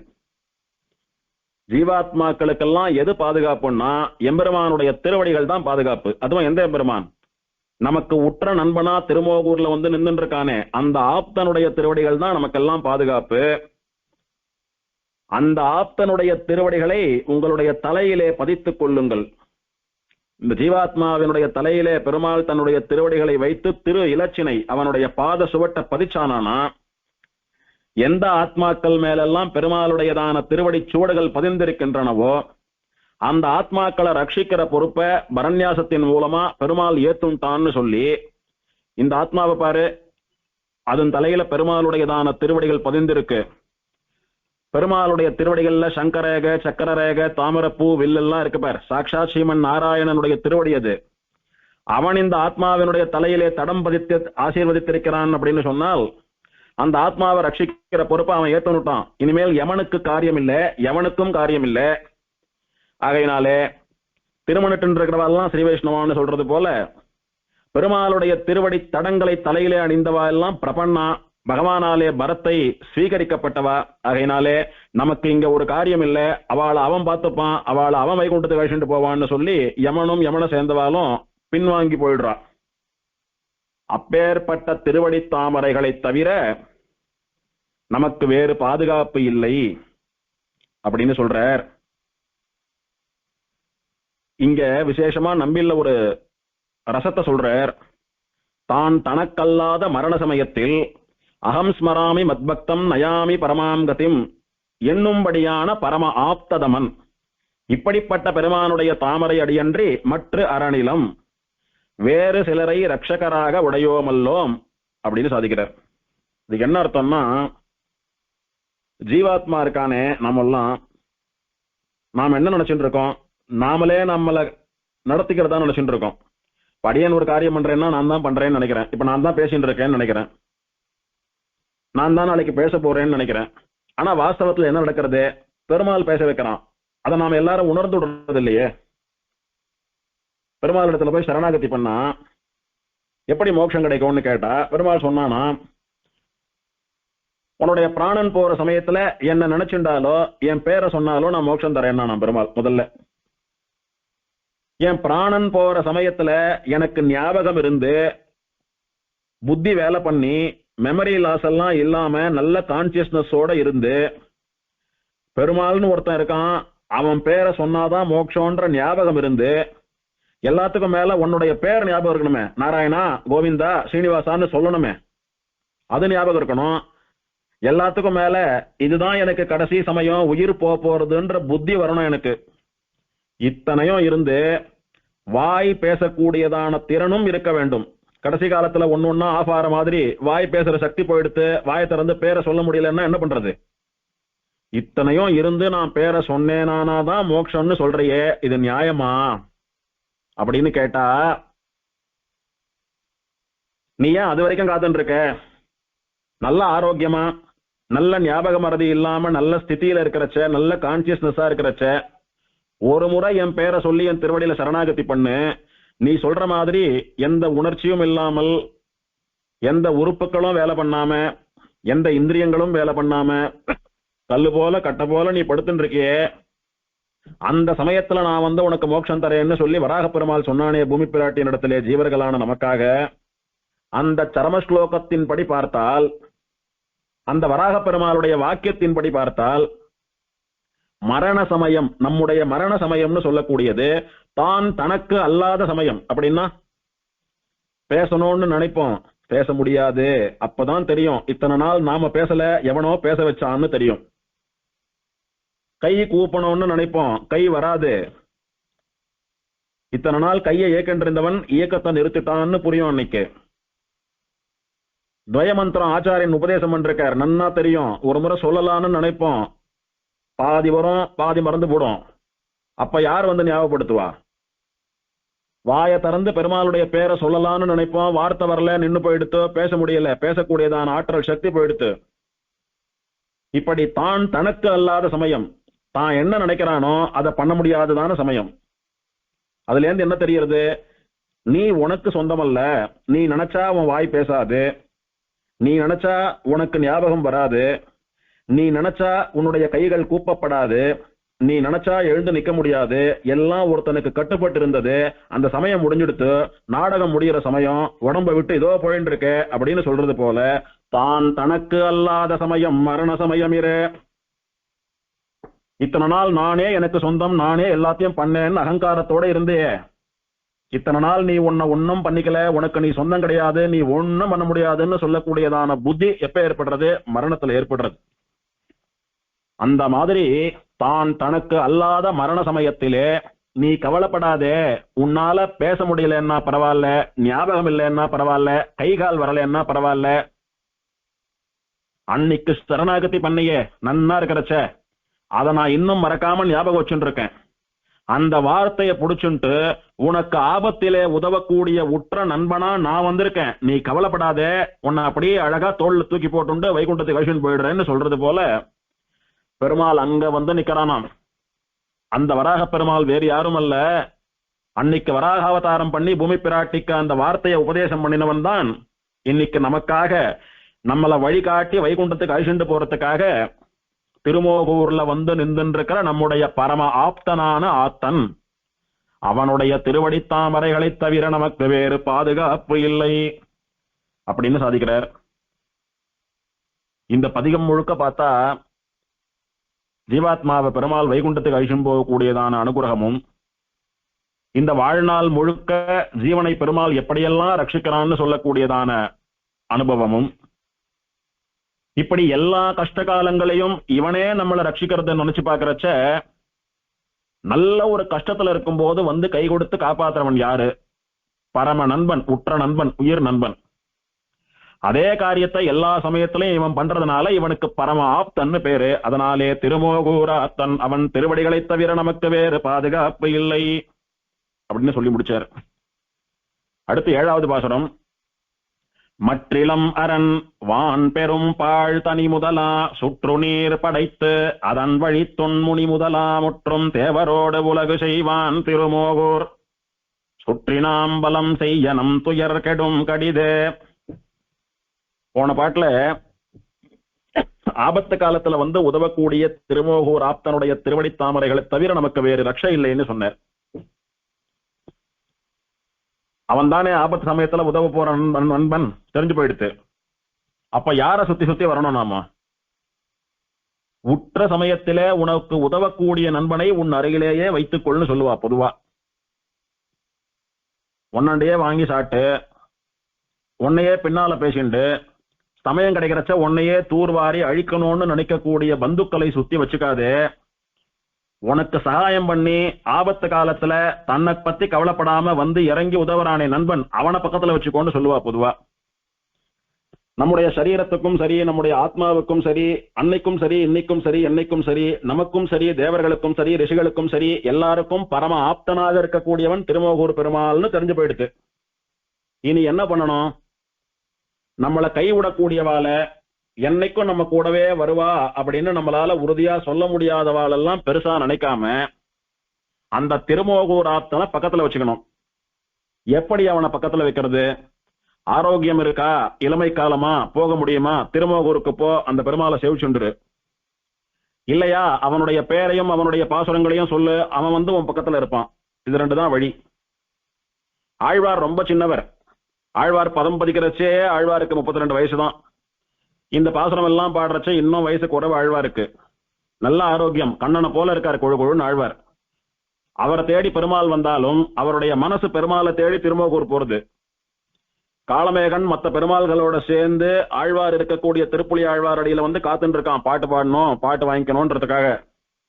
ஆனா ஆழ்வாருடைய மனசு இவன் திருமோகூர் திவதேசத்தை காட்டி கொடுத்தானோ இல்லையோ, இது தாளதாமரை ஏரி, இது வயல்கள், இது கோயில், நடுவுல நான் படுத்துட்டு இருக்கேன், நின்றுட்டு இருக்கேன், எல்லாத்தையும் காட்டினானோ இல்லையோ, இதெல்லாம் பாக்குறதுக்குள்ள மனசு திருமோகூருக்கு போயிட்டு ஆழ்வாருக்கு. அதனால நான் எப்படி திருமோகூர்ல போய் சுத்தி சுத்தி வந்துட்டு இருக்கேனோ அது போல நீங்களும் திருமோகூரையே சுத்தி சுத்தி வாங்கோன்னு நமக்கு சொல்றார் ஆழ்வார். திருமோகூர் சுற்றி நாம் வலம் செய்ய நம் துயர் கெடும் கடிதே. திருமோகூர் திவ்ய தேசத்தை, காளமேக பெருமாளுடைய சந்நிதியை, அவன் திருவடிகளை நாம் வலம் செய்ய சுத்தி சுத்தி பிரதட்சணம் பண்றச்ச நம் துயர் கெடும் கடிதே, நம்முடைய துன்பம் துக்கம் எல்லாம் ரொம்ப சீக்கிரம் இல்லாத போயிடும். துன்பம் போகும், சரி எப்ப போகும்? 10 பிறவி கழிச்சா? இல்ல, உடனே போயிடும். கடிதே ரொம்ப சீக்கிரம் போயிடும். வாங்கோ, வந்து பிரதட்சணம் பண்ணுங்கோ, திருமோகூரே சுத்தி வாங்கோ, பெருமாள் பின்னாடியே சுத்துங்கோ. மற்றிலம் அரண், அவனை தவிர வேறு பாதுகாப்பு கிடையாதுன்னு திரும்ப திரும்ப சொல்றார். போன பாட்டுல தான் மற்றிலம் அரண்னு சொல்லியாச்சு, திரும்ப இந்த பாட்டுல ஏன் சொல்லணும்னா ரொம்ப சென்சிட்டிவான விஷயம், நன்னா ஞாபகம் வச்சுக்க வேண்டிய விஷயமானபடினாலே திரும்ப திரும்ப சொல்றார். வான் பெரும் பாழ் தனி முதலா, வான் பெரும் பாழ் தனி முதலா, ரொம்ப வலிமையா அளவில்லாமல் நீண்டு கொண்டே போகக்கூடிய, நிறைய போகங்களையும் மோட்சத்தையும் தரக்கூடியதான மூல பிரகிருத்தின்னு சொல்லக்கூடிய பாழ். பாழ் அப்படின்னா மூல பிரகிருத்தின்னு அர்த்தம். இந்த மூல பிரகிருத்தில இருந்துதான் லோகம் சிருஷ்டியாருது ஒண்ணு ஒண்ணா. அப்படி சிருஷ்டிக்கு காரணமாக இருக்கக்கூடிய மூல பிரகிருதி, சுலபமா சொல்லணும்னா இந்த லோகம் படைக்கப்படுவதற்கு தேவையான ரா மெட்டீரியல்னு சொல்லலாம். அப்பேற்பட்ட மூல பிரகிருதி அதை முதல்ல படைக்கிறான். படைக்கும் கடவுள் பிரம்மான்னு சொல்றோமே, அது எப்படி அப்படின்னா படைப்பதற்கு தேவையான எல்லாத்தையும் பெருமாள் சிருஷ்டி பண்ணிடுவார். ரா மெட்டீரியல்ஸை படைச்சுடுவார். அந்த ரா மெட்டீரியல்ஸை எந்தெந்த மெட்டீரியலை என்ன ரேஷியோல என்ன ப்ரப்போர்ஷன்ல மிக்ஸ் பண்ணினா, எந்த மோல்டை கொண்டு மோல்டு பண்ணினா, என்ன மந்திரம் சொல்லி பிரயோகம் பண்ணினா எது சிருஷ்டிக்கப்படும் அப்படின்ற வரைக்கும் பெருமாள் எல்லாத்தையும் பண்ணி வச்சிருவார் சித்தமா. அது அப்படியே பிரம்மாவுக்கு உபதேசம் பண்ணி, அந்த மந்திரங்களையும் உபதேசம் பண்ணி, இந்த மந்திரத்தை சொன்னா சிருஷ்டி நடக்கும்படியான சக்தியை சாமர்த்தியத்தையும் பிரம்மாவுக்கு அனுகிரகித்தா அப்போ பிரம்மா வந்து சிருஷ்டி பண்றான். இது எப்படின்னா, அம்மா ஏதோ காரியமா வெளியூர் போறா, ஆத்துல அப்பாவும் சின்ன பொண்ணும் தான் இருக்கா, ஸ்கூலோ காலேஜோ போற பொண்ணு, அவளுக்கு தலையை பண்ண தெரியாது. நான் சாயங்காலம் வந்துடுவேன், ஏதோ ஒரு மோர் சாதம் பண்ணி பெருமாளுக்கு பண்ணி சாப்பிட்டுருங்க 2 பேரும்னு சொல்றா. அப்பாவுக்கு அடுப்பு பத்த வைக்க தெரியாது, பொண்ணுக்கும் தெரியாது. அப்ப அம்மா என்ன பண்ணினா, அரிசி எல்லாம் களைஞ்சு ஜலம் குத்தி குக்கர்ல வச்சு எல்லாத்தையும் சித்தமா வச்சுட்டா. இது அப்படியே ஏற்றி அடுப்புல வச்சுடு, இத்தனை விசில் வரும், ஆஃப் பண்ணிடு, அதை அப்படியே பெருமாளுக்கு கண்ட்ரோல் பண்ணி ஃப்ரிட்ஜில் மோர் இருக்கு, ஊறுகாய் போட்டோன்னு சாப்பிடுங்க அப்படின்னு சொல்ற மாதிரி எல்லாத்தையும் சித்தம் பண்ணி வச்சாச்சு. அப்படியே தூக்கி ஏத்தி இறக்கி சாப்பிட வேண்டியதுதான் பாக்கி. அந்த மாதிரி தான் பிரம்மா பண்ணக்கூடிய சிருஷ்டி. தலை பண்ண பொண்ணு தெரியாத பொண்ணு தலையை பண்ற மாதிரி தான் பிரம்மாவோட சிருஷ்டி. இது எல்லாம் பெருமாள் பண்ணிவிடுறான். அதுக்கு முதல்ல ரா மெட்டீரியல்ஸை படைக்கணும். ஒன்னும் ஒரு மண்ணை கொண்டு ஒரு பானை செய்யறதா இருந்தா முதல்ல மண்ணு ஓணும். அப்புறம் அந்த மண்ணில் இருக்கக்கூடிய கசடுகளை எல்லாம் நீக்கணும், ஜலிக்கணும் மண்ணை. அதுக்கப்புறம் அந்த மண்ணை நன்னா போட்டு இடிக்கணும். அப்புறம் அதுல ஜலத்தை தொளிக்கணும். அதுக்கு மேல அதை போட்டு நன்னா காலால் அப்படியே மிதிச்சு மிதிச்சு மிதிச்சு மிதிச்சு நல்ல ஒரு கிளே கன்சிஸ்டன்சிக்கு கொண்டாடணும். அதுக்கப்புறமா சக்கரத்துல வச்சு சுத்தி தேவையான ஷேப்ல அதை மோல்டு பண்ணிட்டு வரச்சுதான் பானைன்னு சொல்லக்கூடியதான ஒரு வஸ்து சிருஷ்டிக்கப்படுறது. அப்போ கேவலம் ஒரு பானைக்கு இத்தனை காரியங்கள் பூர்வமா பண்ண வேண்டியிருக்கு. இதெல்லாம் பண்ணாதான் ஒரு பானை கிடைக்கிறது. அந்த மாதிரி சிருஷ்டின்னு சொன்னால் அப்படியே கை காட்டினா சிருஷ்டி வந்துடாது. சிருஷ்டிக்கு தேவையான அத்தனை மூல காரணங்களையும் பெருமாள் சிருஷ்டிக்கணும். பெருமாளால மட்டும் எதை சிருஷ்டிக்க முடியுமோ, பெருமாள் தவிர வேறு யாராலும் கற்பனை பண்ணி கூட பார்க்க முடியாதோ அதையெல்லாம் பெருமாள் சிருஷ்டிச்சு அதுக்கப்புறம் பிரம்மா கிட்ட சொல்லி இதெல்லாம் பண்ணுன்னு சொன்னா பிரம்மா பண்றான். அதுக்கு மூல காரணமா இருக்கக்கூடியது மூல பிரகிருதி.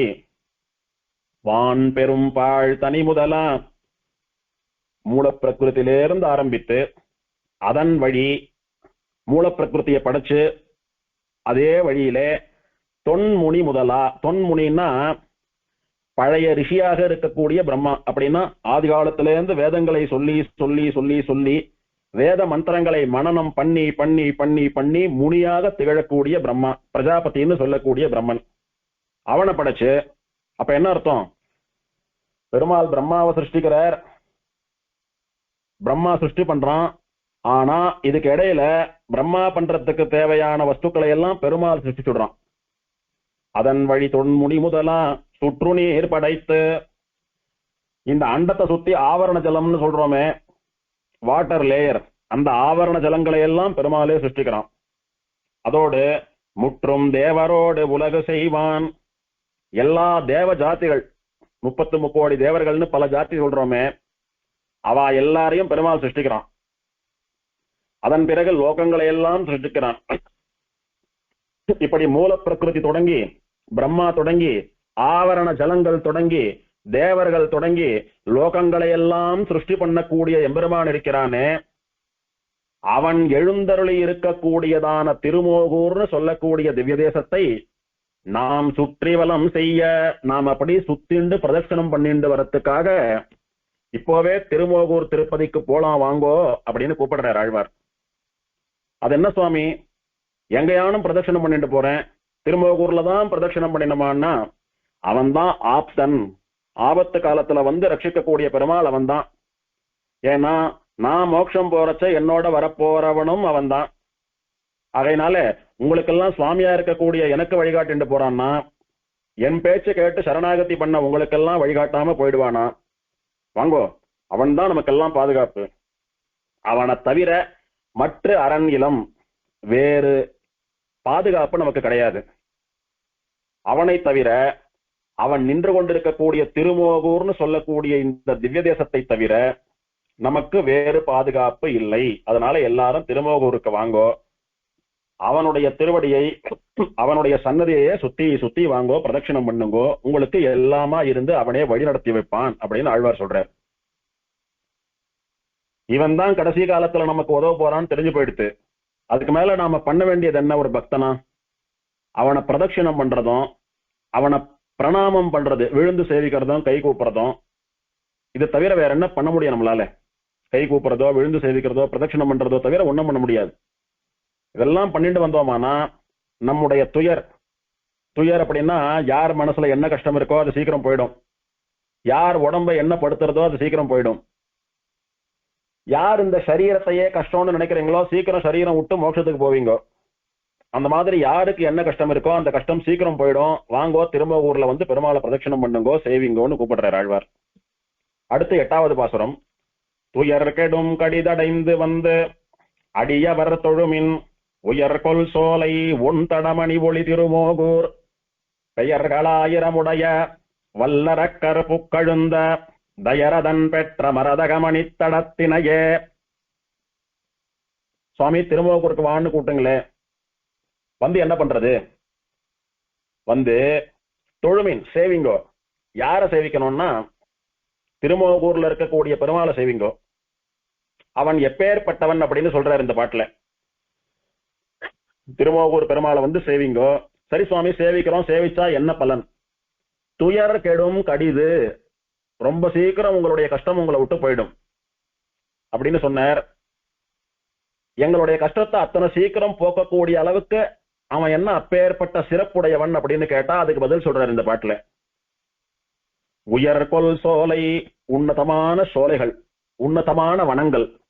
உயர் கொல் சோலைன்னா அப்படி ஒசரமா ஓங்கி வளர்ந்திருக்கக்கூடிய மரங்களை உடைய அடர்ந்த சோலை. ஏதோ பச்சை பசேல் இருக்கு, செடி கொடிகள்லாம் இருக்குன்னா அங்க ஒண்ணும் இங்க ஒண்ணுமா இருக்கு, நடுவுல பொத்தல் காடா இருக்குன்னு அர்த்தம் இல்ல. தரையே தெரியாதபடிக்கு அப்படியே மரங்கள் எல்லாம் வான் நோக்கி உயர்ந்து வளர்ந்திருக்கின்றதாம் திருமோகூர்ல. சூரிய கதிர்கள், சூரிய ஒளி கூட நுழைய முடியல, அத்தனை அடர்த்தியா இருக்கு காடு. அப்பேற்பட்ட உயர்ந்த உத்தமமான சூரிய ஒளி கூட ஊடுருவ முடியாத சோலைகளை உடைய திருமோகூரிலே உன் தடம் அணி ஒளி திருமோகூர். உன் தடம் அணி, அழகிய தடாகங்களை உடைய திருமோகூர். இந்த தாளதாமரைன்னு சொல்லக்கூடிய ஒரு தடாகம் என்ன, திருப்பார்கடல் தீர்த்தம்னு சொல்லக்கூடிய ஒரு தடாகம் என்ன, இப்படி அழகிய தடாகங்களாலே நீர்நிலைகளாலே அழகு செய்யப்பட்ட திருமோகூர். 2 விஷயம். திருமோகூருக்கு அழகு, வசந்த மரங்கள்லாம் சோலையாட்டமா இருக்கிறது ஒரு அழகு. அங்கங்க வாட்டர் பாடிஸ் இருக்கிறது, அதுல ஜலம் அப்படி ஃப்ளோவா போயிட்டு இருக்கிறது இன்னொரு அழகு. இந்த சோலைகள்லாம் இத்தனை வசத்தியா உன்னதமா இருக்கிறதுக்கு காரணம் இந்த தீர்த்தங்கள் தடாகங்கள் தான் சொல்லக்கூடியது இன்னொரு அழகு. இப்படி பச்சை பசேல்னு செடி கொடிகளும் சோலைகளும் தீர்த்தங்களும் இருக்கிறதுனால அதுவே இந்த திருமோகூர்னு சொல்லக்கூடியதான திவ்ய தேசத்திற்கு அலங்காரமாக திகழ்கிறதாம். பூமிக்கு எது அலங்காரம் அப்படின்னா, பச்சை பசேல்னு பச்சை கம்பளம் போத்தின போல கிரீன் ஃபீல்ட்ஸ் இருக்கக்கூடியதும், ஜலம் அப்படி அங்கங்க தேங்கி நின்று பிரவாகமா போறதும் தான் பூமிக்கு அழகு. அப்படி ஆச்சரியமான சோலைகளையும் தீர்த்தங்களையும் அலங்காரமாக உடைய அழகான திருமோகூர்னு சொல்லக்கூடிய திவ்ய தேசத்திலே தயரதன் பெற்ற மரதக மணித்தடத்தினையே, தயரதன் தசரதன் பெற்ற, தசரதன் வயிற்றிலே பிறந்த மரதக மணித்தடம். தடம் அப்படின்னா தடாகம், தீர்த்தம் அர்த்தம். இங்கே தசரதன் பெற்ற ராமன் அப்படின்னு சொல்றதுக்கு பதிலா தசரதன் பெற்ற மரதக மணித்தடம் அப்படின்னு சொல்றார். அதனால ராமனை மரகத மணித்தடம்னு சொல்றார். அப்படின்னா மணித்தடம் அப்படின்னா ரத்தின குளம் போன்றவன், என்ன ரத்தினம் அப்படின்னா மரகத மணித்தடம், மரகத ரத்னம் போல இருக்கக்கூடிய குளம் தடாகமா ராமன். இந்த மரகத ரத்னம் இருக்கிறதே பச்சை பசேல்னு இருக்கும், பசுமையானது, செழிப்பானது, உசந்தது, அழகானது, கம்பீரமானது, விலை உயர்ந்தது. அத போலவா ராமன். அங்கே இருக்கக்கூடிய தாளதாமர தடாகம் மட்டும் தடாகம் அல்ல, திருப்பார்கடல் தீர்த்தம் மட்டும் தடாகம் அல்ல, தசரதன் பெற்ற மரதக மணி தடாகம்னு ஒரு தடாகம் உண்டு. அவன் தான் காளமேக பெருமாள். இதுல இருந்து என்ன தெரிகிறது? ராமன் ஒரு தடாகம். என்ன அர்த்தம் அப்படின்னா, தடாகத்தை பார்த்தா எல்லாருக்கும் ஒரு சந்தோஷம் ஏற்படும், ஒரு ஆனந்தம் ஏற்படும். குளிக்கலாம், குடிக்கலாம், துணி துவச்சிக்கலாம், தலை பண்ணி சாப்பிடலாம், ஜாலியா உஷ்ணம் தீர குளிச்சு விளையாடலாம், என்ஜாய் பண்ணலாம், எல்லாம் பண்ணலாம். அந்த மாதிரி ராமனை சேவித்த மாத்திரத்துல பலருக்கும் சந்தோஷமா. ஒரு வாட்டர் பாடியை பாக்குறதே சந்தோஷம் இல்லையா? அப்படி போயிட்டு இருக்கோம், வறட்சியான நிலத்துல போயிட்டே இருக்கிறச்ச அங்க ஒரு குளம் வருது, பார்த்தா மனசுக்கு எத்தனை சந்தோஷமா இருக்கு, கண்ணுக்கு எத்தனை ஆனந்தமா இருக்கு. அந்த மாதிரி ராமனை பாக்குறதே ஒரு ஆனந்தம். ரமயத்தி இதி ராமஹா, தன்னை பாக்குறவாலை ஆனந்தம் அடைய செய்பவன் எவனோ அவனுக்கு ராமன்னு பேரு. ராமனை பார்த்த மாத்திரத்திலேயே ஒரு ஆனந்தம் வருது, அத்தனை அழகா இருக்கான் ராமன். அதோடு கூட ராமனை சேவித்தாலும் ஆனந்தம், ராமனோடு பேசினாலும் ஆனந்தம், ராமன் நம்மளை பார்த்தாலும் ஆனந்தம், ராமன் நம்ம கிட்ட பேசினாலும் ஆனந்தம், ராமன் திருவடிகள்ல சரணாகதி பண்ணாலும் ஆனந்தம், ராமன் நம்மளை சேர்த்து ஆலிங்கனம் பண்ணி கொள்வதாகிற மோட்சமும் ஒரு ஆனந்தம். இப்படி ஒரு குளத்தை பார்த்தா ஒரு மனுஷனுக்கு எப்படி ஆனந்தமா நிறைய நடக்கிறதோ, அந்த மாதிரி தசரதன் பெற்ற மரகத மணிக்குளமாகிற ராமனை பார்த்தாலும் ஜீவனுக்கு இத்தனையும் நடக்கிறபடினாலே ராமனையும் ஒரு தடாகம்னு சொல்றார். தடாகம் எப்படி இருக்கும்? குளம் டிரான்ஸ்பரண்டராவா இருக்கும், பச்சையா தானே இருக்கும், பாக்குறதுக்கு பச்சையா மரகத மாட்டமா இருக்கு. கையில் எடுத்து பார்த்தா ஜலம் டிரான்ஸ்பரண்டா இருக்கு, அது வேற. அந்த மாதிரி தடாகம்னாலே மரகத பச்சையில தான் இருக்கணும். அந்த மாதிரி தசரதன் பெற்ற ராமன்னு சொல்லக்கூடியதான தடாகமும் மரதகமணி தடம் அப்படின்னு வர்ணிக்கிறார். அப்போ இந்த ஊர்ல மொத்தம் 3 தடாகம் இருக்கு. அதை 2ஆ பிரிச்சுக்கணும். கோயிலுக்கு வெளியில 2 தடாகம், கோயிலுக்கு உள்ள ஒரு தடாகம். கோயிலுக்கு வெளியில திருப்பார்கடல் தீர்த்தம்னு ஒரு தடாகம், தாளதாமரைன்னு ஒரு தடாகம். அது 2துலயும் தீர்த்தமாடிட்டு கோவிலுக்குள்ள போனா அங்க தசரதன் பெற்ற மரதக மணி தடாகம் காளமேகன் அப்படின்ற பேர்ல நின்று இருக்கு அப்படின்னு சொல்ல வர்றாரு இங்க. உயர்கொள் சோலை உன் தடமணி ஒளி திருமோகூர் தயரதன் பெற்ற மரதக மணி தளத்தினையே. அடியவர் பக்தாலே பாகவதாலே சரணாகதி பண்ணின பிரபன்னாலே பேர்களாயிரமுடையவன் அவன். ஆப்தன்னு ஒரு பேர் இல்ல, காளமேகன்னு ஒரு பேர் இல்ல, தசரதன் பெத்த ராமன்னு ஒரு பேர் இல்ல, பெயர்கள் 1000 உடையவன், சகஸ்திரநாம பிரதிபாத்தியன். சகஸ்திரநாமம் கூட ஒரு சகஸ்திரநாமம் இல்ல, நிறைய சகஸ்திரநாமங்கள் உடையவன், கணக்கே இல்லாத பெயர்களை உடையவன். தசரதன் பெற்ற மரதக மணி தடமாகவும் திருமோகூருக்கு சுவாமியாகவும் 1000 பெயர்களை உடைய சகஸ்திரநாம பிரதிபாத்தியனாகவும் இருக்கக்கூடிய எம்பெருமான் காளமேகன் இருக்கிறானே, அவனை அடைந்து வந்து தொழுமின். சீக்கிரம் வந்து திருமோகூரை அடைந்து அவனை சேவிங்கோ, சரணாகதி பண்ணுங்கோ, பிரதட்சிணம் பண்ணுங்கோ, ஸ்தோத்திரம் பண்ணுங்கோ. எதனால அவனை ஸ்தோத்திரம் பண்ணணும்னா, வல்லரக்கர் புக்கழுந்த துயர் கடிது கெடும். கொடிய ராட்சசாலெல்லாம் நம்மளை ஒரு காலத்துல போட்டு நலிஞ்சுட்டு இருந்தாலே அவளிடத்திலேருந்து நம்மளை ரட்சிக்கும்படியா நம்முடைய பூர்வர்கள் முன்னோர்கள் எல்லாம் எம்பெருமான சரணாகதி பண்ணின போது இந்த தசரதன் பெற்ற ராமன் அவளை எல்லாம் சம்ஹாரம் பண்ணி அவளிடத்துல இருந்து நம்ம பெரியவாளை எல்லாம் ரட்சித்தானே, அதே ராமன் இன்னைக்கு காளமேகன் என்கிற பெயரிலே நம்முடைய எதிரிகளா இருக்கக்கூடிய நம்முடைய கர்மாவ் என்ன, நம்முடைய இந்திரியங்கள் என்ன, நம்முடைய சம்சாரம் என்ன, இப்பேற்பட்ட கொடிய ராட்சசர்களை எல்லாம் சம்ஹாரம் பண்ணுவதற்காகவே திருமோகூரிலே நமக்கு உற்ற நண்பனா ஆப்தமாக நின்று கொண்டிருக்கிறான்.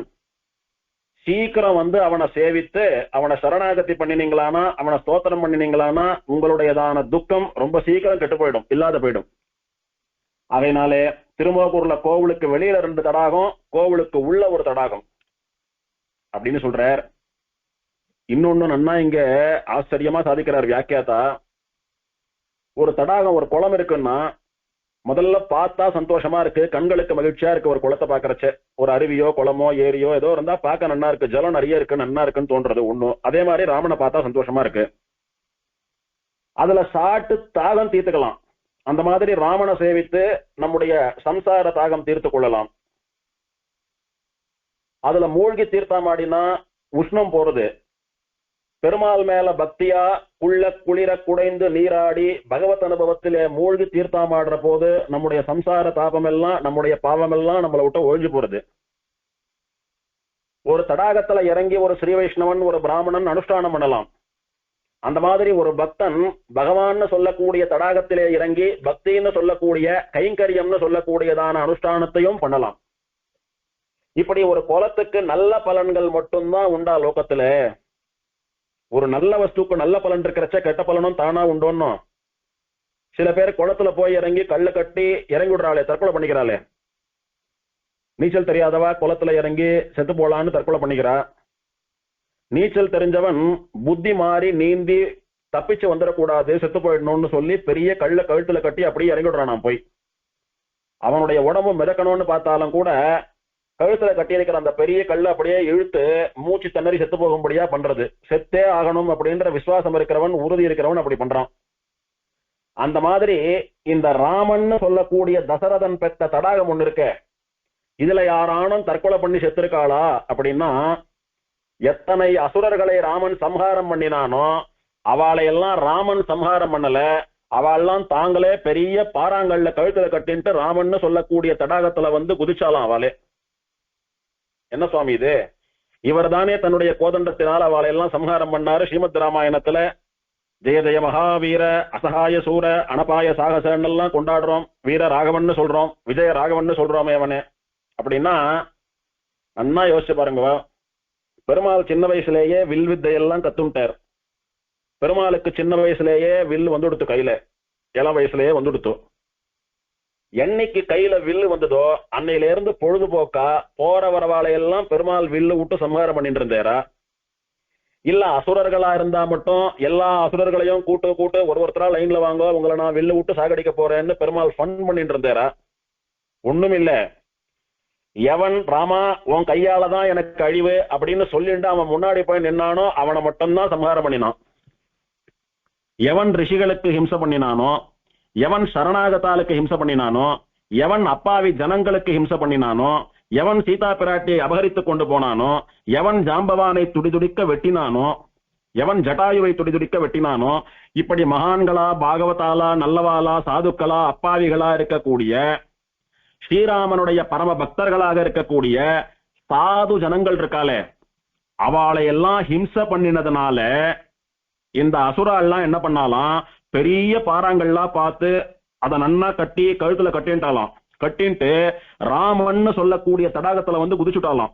இனி எத்தனை நீச்சல் தெரிந்து எத்தனை தோல் பலம் இருந்தாலும் அவளால நீந்தி கரை சேர முடியாது, செத்து போட்டாவா. அந்த மாதிரி பெருமாள் சம்ஹாரம் பண்ணியே தீருவேன்னு சொல்லக்கூடிய கோபம் எப்படி அவனுக்கு ஏற்பட்டது? அதுவும் ராமனுக்கு. ஒரு நிருசிம்மனுக்கு கோபம் வருதுன்னா பரவாயில்ல, ராமனுக்கு ஏன் இத்தனை கோபம் அப்படின்னா, ராமனுக்கும் கோபம் வரும்படியா இத்தனை துஷ்ட சேஷ்டிதங்களை பண்ணினவாவா. அதெல்லாம் எதுக்கு சமானம்னா, ஒருத்தன் தானே கழுத்துல பெரிய பாறாங்கல்ல கட்டிட்டு குளத்துல போய் இறங்குறதுக்கு சமானம். அந்த மாதிரி இவாளுடைய துஷ்ட சேஷ்டிதங்கள்னு சொல்லக்கூடிய கல்ல கழுத்துல கட்டிண்டு இவாலே ராமன்னு சொல்லக்கூடிய தடாகத்திலே வந்து மூச்சு திணறி செத்தாலே ஒழிய அந்த எம்பெருமான் ஒருத்தரையே சம்ஹாரம் பண்ணல அப்படின்னு ஆச்சரியமா வியாக்கியாத்தா அனுபவிக்கிறாருங்க. அப்படி ஒரு தடாகம்னு சொன்னா அதுல புத்தி தெளிவில்லாத பைத்தியங்கள் கழுத்துல கல்லு கட்டிண்டு இறங்கணுமே, அந்த மாதிரி ராமன் சொல்லக்கூடிய தடாகத்துல யாரான இறங்கினாலான்னா இறங்கின அத்தனை அசுரனும் பைத்தியம்தான். ஆகையினாலே பகவானுக்கும் சக்கரவர்த்தி திருமகனான ஸ்ரீராமனுக்கும் தடாகத்துக்கும் இருக்கக்கூடிய ஒற்றுமையை நம்பில் இப்படி காட்டுறார். வல்லரக்கர் புக்கழுந்த தயரதன் பெற்ற மரதகமணி தடத்தினையே. சுவாமி, வெறும் தசரதன் பெற்ற மரகத குளம் இல்லை இது.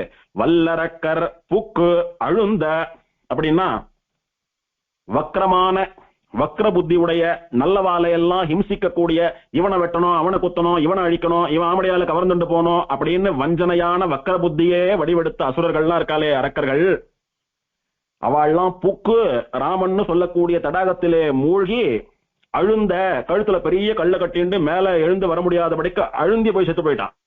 அப்படின்னா அத்தனை அராஜகத்தையும் அத்தனை அட்டகாசத்தையும் அத்தனை பாவங்களையும் பண்ணிட்டு இனிமேல் இவனிடத்துல பேசி பலன் இல்லை, இவனுக்கு புத்தி சொல்லி எல்லாம் இவனை திருத்த முடியாது, இவனை சம்ஹாரம் பண்ணி இவன் கதையை முடிக்கிறது தான் ஒரே வழின்னு பெருமாளே அத்தனை தர்மாத்மாவான சக்கரவர்த்தி திருமகன் ஸ்ரீராமனே முடிவெடுத்துட்டான்னு சொன்னால், அத்தனை கேவலமான பாவங்களை எல்லாம் பண்ணிட்டு உன் கையால அழிஞ்சே தீருவேன் அப்படின்னு சொல்லி அவனுக்குள்ள இறங்கி உயிரை மாய்த்து கொண்டவர்கள் இவர்கள். வல் அரக்கர் புக்கு அழுந்த தயரதன் பெற்ற மரதகமணித்தடத்தினையே.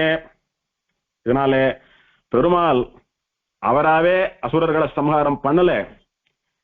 அவ எப்படி போய் செத்தான்னா, விட்டில் பூச்சிகள் எப்படி விளக்குல தாமாவே வந்து உயிரை மாச்சுக்கிறதோ, நம்மளாட்டம் ஒரு விட்டில் பூச்சி அங்க இருக்கு, அதோட கூட போய் பேசலாம், விளையாடலாம், சந்தோஷமா இருக்கலாம்னு சொல்லி எரிஞ்சின்னு இருக்கிற ஒரு தீபத்திலே எப்படி விட்டில் பூச்சி வந்து பிராணத்தியாகம் பண்றதோ, அந்த மாதிரி ராமனிடத்திலே வந்து பிராணத்தியாகம் பண்ணினவர்கள், மடிந்து போனவர்கள் இந்த வல்லரக்கர். அப்படி வல்லரக்கர்களை எல்லாம் சம்ஹாரம் பண்ணி அவர்கள் தானே தன்னுள் புக்கு அழுந்தி மாயும்படியாக நின்று எல்லோருடைய கஷ்டத்தையும் தீர்த்து வைத்து அடியவர்களுக்கு அனுகிரகம் பண்ணக்கூடிய தசரதன் பெற்ற மரகத மணி தடாகமாட்டமா இருக்கக்கூடிய ராமன் இருக்கிறானே, சகஸ்ரநாமங்களாலே கொண்டாடப்படக்கூடிய ராமன், அந்த எம்பெருமான் உத்தமமான சோலைகளும் நிறைய தீர்த்தங்களும் இருக்கக்கூடிய திருமோகூரிலே அழகா நின்றுருக்கான். அவனுடைய திருவடிகள்ல போய் சரணாகதி பண்ணி அவனை பிரதட்சணம் பண்ணி பிரணாமங்கள் பண்ணி அவனை ஸ்தோத்திரம் பண்ணினால் நம்முடையதான துயர் ரொம்ப சீக்கிரம் இல்லாத போயிடும். அதுவும் எப்படி அந்த துயர பெருமாள் அழிக்கணும்னு அவசியம் இல்லை. அப்பா, உன்னை சேவிச்சுருக்கானே உன்னுடைய பக்தன், அவனை ஹிம்சா பண்ணணும்னு நான் வந்தேன், ஆனா ஒன்னண்ட மாட்டேன்ட்டேன், நீ என்ன ஏதானும் பண்றதுக்கு முன்னாடி நானே வந்து சரண்டர் ஆயிடுறேன்னு சொல்லி பெருமாள் காலில் விழுந்து அதுவே தன்னை அழிச்சுக்குமா. அப்பேற்பட்ட உத்தமனாக இருக்கக்கூடிய காலமேக பெருமாள் இருக்கானே, அவனுடைய திருவடிகள் தவிர நமக்கு வேறு கதி இல்லை. அதனால அவனை சரணாகதி பண்ணுங்கன்னு சொல்லி ஆழ்வார் இந்த பாட்டை முடிக்கிறார். மீதி பாசுரங்களை நாளைக்கு பார்க்கலாம். ஸ்ரீநகர்யாம் மகாபுர்யாம் தாமிரபர்ணியுத்தரே தடே இந்திரிணி மூலதாம்னே ஸ்ரீஷடகோபாய மங்கலம். ஸ்ரீரார்த்தூப்புள் திருவேங்கடமுடையான் திருவடிகளே சரணம்.